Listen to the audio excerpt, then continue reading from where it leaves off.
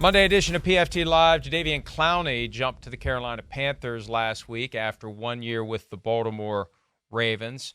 Some similarities to Hassan Reddick, but far more traveled is Clowney, who was the first overall pick in the 2014 draft. He had his time with the Texans, never got a second contract there, and then slipped into 1 year at a time mode. And let me see if I get this right. Seahawks, Titans, 2 years with the Browns, and 1 year with the Ravens. I think that's it. And now the Panthers, obviously, for a guy who is underrated, fair to say, for 100%. You haven't appreciated. You've made me appreciate him more than most people appreciate him because of the havoc he creates.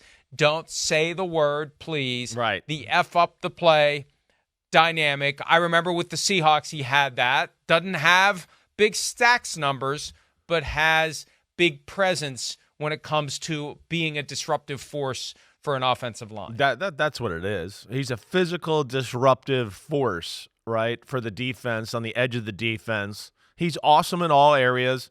It's not superstar pass rusher like we talked about a little last week. I think that's part of the reason he doesn't get the credit he does or he needs to as a player, because he was the first pick of the draft and he's never had, that 15-sack season. And we talked about that last week. He's got a bone-on-bone microfracture knee, so his ability to turn the corner and bend, it's not there. He's playing, on one leg that way. You could see there's no bend when he comes around the corner. But when you talk about just absolutely pushing the pocket to make the quarterback feel uncomfortable, dominating a tackle or tight end to ruin the run game, all of that, Jadeveon Clowney's been a force. He's one of the better edge defenders in all of football. And hey, it's a good signing and good for Jadeveon Clowney getting to go back home and what he call last year, his Kobe year, is that what he called it? We're gonna hear from him in a second. But before, let me set this up because what happened was the one place he's stayed more than 1 year since leaving the Texans is Cleveland. Yeah. And in his second year in Cleveland, he reportedly said some things about how he thinks they try to showcase Myles Garrett, and it was to his detriment on the other side, and that kind of became a thing. And I think he was, it was time for him to move on. So last year was a reset for him. Here he is explaining why he refers to his 1 year in Baltimore as his Kobe year and why he chose to wear number 24 because of it. Here's Clowney from last week. I said Kobe year because when I was in Cleveland, a lot of stuff happened that year on my last year there, and I didn't have the best season. Also, I had tore my tricep and played like 12 games with a torn tricep, and all this stuff going on my elbow when I was there on that last year, and I didn't have the season I wanted. And they put out that article about me saying all this and that about what was going on in that situation. But like I said, the lady with the pen get the last say, so I never got the real response to that or say anything about what was said. I just swallowed that and went to work and got back to grinding and working out and said, I just need one opportunity to show these people that I still can do this at a high level, and I'm not the guy that she tried to make me out to be. And that's all I wanted to do that whole offseason, and prove that to people. And Baltimore gave me an opportunity to come out there and play. I said, I'm going to just try to make it a comeback year everybody remember. And that's why I picked 24 to help me the Kobe year, the comeback year. You didn't mention her by name, but I think he's referring to Mary Kay Cabot, the Cleveland Plain Dealer, who did the reporting on his unhappiness in Cleveland. And it's kind of odd that he framed it that way. These are unprecedented times as it relates to pathways for athletes to get their voice out there. Turn on your phone and post it on your social media account, right? Post a lengthy article on social media. Like, you can get your version of whatever you want out there, unless the Browns told him, don't get into this, don't say anything about it, because he did I feel like there was something to it. I don't think she would have made that up. There was something going on there. And he wanted to leave, and he wanted to reprove himself. He went to Baltimore, and he had a career high, tied a career high with 9.5 sacks, played in every game for the first time since 2017.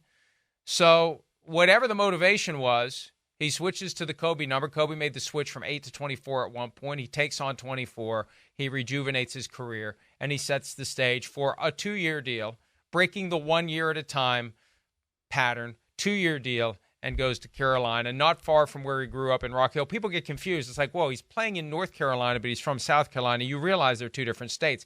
You realize they're like 5 minutes apart. Like if you ever drive down I-77 through Charlotte, you see the stadium where the Panthers play, and literally within 5 minutes, you see "Welcome to Rock Hill." Yeah, right. Yeah, I know the area. I know what you're talking about there. Yeah, good for him. Good to go back, home, getting more than a 1-year deal. Right? Awesome football player that'll never get quite the credit he deserves, certainly. And yeah, last year was great. He's an attitude setter.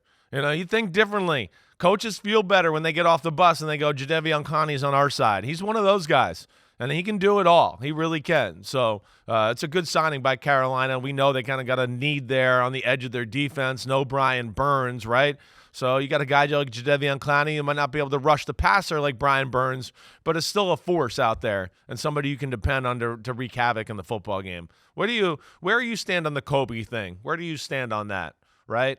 What's your view of Kobe the player? Right? There's so much talk, and sometimes people put him in he's just right up there with Michael Jordan and LeBron James and that. And I'm not one that believes that. Right? He's awesome. I get that.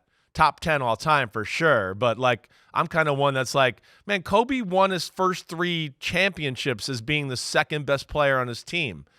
No other great player is the LeBron or Michael were never the second best player on their team as they were winning championships. That means something to me, at least a little bit. Well, again, and as I've said before, I really haven't paid close attention to the NBA since Michael Jordan left. But in my own kind of vague sense of what you pick up, externally, kind of like one of one in his own way, in a different category, like a unicorn separate and apart from the Jordan-LeBron debate. A guy who carved out his own unique path, had his own form of greatness, the tragic end of the story. Yeah, I mean, that's horrible. It's a very self-contained, never happened before, never happen again. You say the name, and you know who it is. And yes, plenty of championships, a long run of greatness, but you and I have laughed about this in the past, the whole Jordan versus LeBron.